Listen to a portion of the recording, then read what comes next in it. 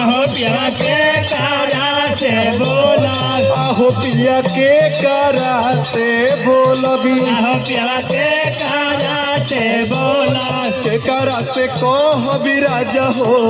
के कारा से कहबी सैया हो दिलावा के बतिया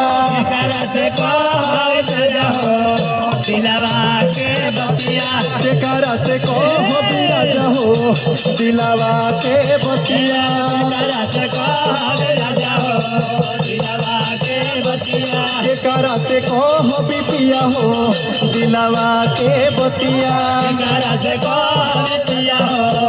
दिलवा के बतिया भैया हो आओ आगे का भइल